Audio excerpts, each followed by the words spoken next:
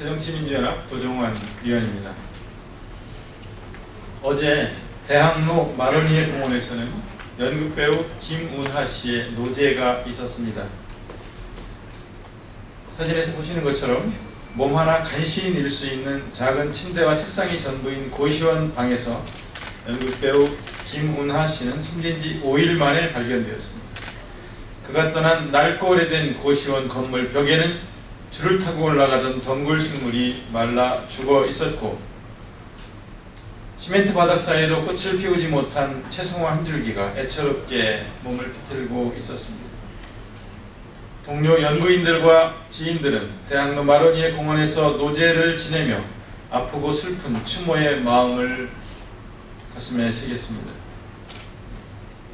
그는 후배와 동료들을 진심으로 아끼던 따뜻한 사람이었다고 했습니다.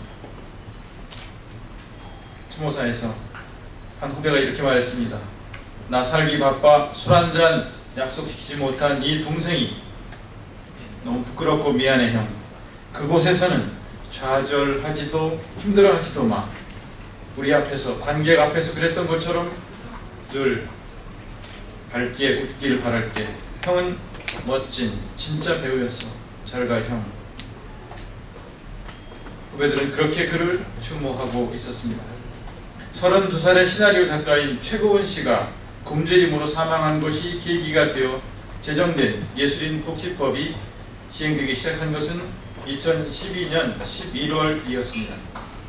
예술인들의 생계 지원을 위해 시작되었던 긴급복지 지원 사업이 전격적으로 확대 시행된 것은 연극배우 오봉식 씨가 생활고로 스스로 생을 마감한 직후인 작년 3월이었습니다.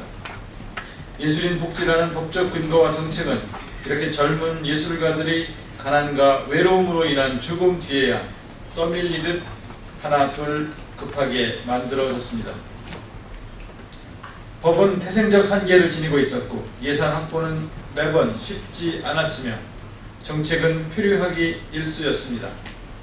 예술가들의 안타까운 사망 소식은 잊을만 하면 들려왔고 그때마다 잠시 화제가 될 뿐 달라지는 것 없이 상황은 되풀이되고 있습니다. 박근혜 대통령은 주요 국정 기조 중 하나로 예술인 창작 안전망 구축을 강조했습니다. 생활고 때문에 유능한 예술인들이 꿈을 접는 일이 없도록 개선책을 마련할 것을 주문했고, 그렇게 해서 시작된 것이 창작준비금 지원 사업입니다. 그런데 예술인 창작 안전망 구축의 핵심 사업으로 올해 110억이 책정된 이 사업은 6월이 끝나가도록 시작도 못하고 있습니다. 기재부에서 수십 회장 사업이다, 중복성이 우려된다, 기준에 문제가 있다는 등 이런저런 이유로 예산을 내려보내지 않았기 때문입니다. 예술의 가치와 예술인의 특수성에 대해 기계적인 잣대로만 판단했기 때문입니다. 그런데 6월 24일 기재부에서는 수시배정 사업에 묶여있던 이 예산을 수시배정 예산에서 해제하기로 했습니다.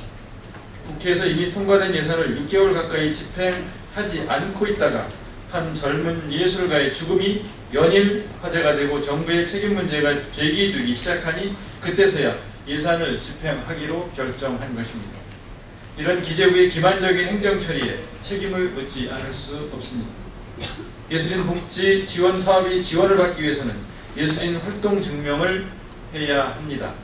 2015년 6월 현재 예술인 활동 증명을 한 예술인은 15,774명입니다. 그런데 연극배우 김운하 씨는 예술인 활동 증명을 하지 않았기 때문에 예술인 복지법에 따른 지원 대상이 아닙니다. 예술인으로 등록하지 못하는 것은 연극인의 경우 3년의 새 작품 이상 출연으로 활동 증명을 해야 하는 까다로운 조건 탓일 수도 있고 절차와 내용을 몰랐을 수도 있습니다. 실제로 김운하 씨는 그동안 10편의 작품에 출연했다고 합니다. 주무부처인 문화부에서는 보다 적극적으로 예술인 활동 증명에 대해 알리고 찾아가는 서비스 행정 등으로 등록을 유도하는 노력을 했어야 합니다. 김운하 씨처럼 한 달 소득이 30만 원에 지나지 않는 예술인 복지의 사각지대에 있는 예술인들은 얼마나 되는지 면밀하게 실태 조사를 하고 이를 통해 기준을 완화하고 절차를 간소화하는 등의 조치를 취했어야 합니다. 예술인 활동 증명 기준에 미치지 않는 예술인이 있다면 기준에 맞지 않아 지원 대상이 아니라 안타깝다고 이야기하고 말 것이 아니라 복지부 등 타부처와 연계해서 가능한 복지 서비스를 연계, 안내해 주는 것까지로 이어졌어야 합니다. 주무부처인 문화체육관광부에서도 책임을 방기해온 것입니다. 무엇이 문제인지 아프게 돌아보고 어떻게 개선해 갈 것인지 구체적인 대안과 실질적인 방안을 모색하고 제시해야 할 것입니다. 프랑스의 경우를 보면 예술인만을 대상으로 하는 사회보험 제도가 있습니다. 특히 비정규직인 예술인들은 10개월 507시간, 6시간 근무 기준 3달 이상의 기준만 충족시키면 최대 8개월간의 실업급여를 받을 수 있도록 되어 있습니다. 자국의 예술과 예술인을 보호하고 지지하려는 국민의 신념과 이해, 그에 따른 정부의 절대적인 지원이 함께 이루어지고 있는 것입니다. 프랑스가 오랜 세월 문화 강국으로 자리매김한 원동력입니다. 정부에서는 매달 한 번 정도는 문화를 즐기자는 취지로 문화가 있는 날을 만들었습니다.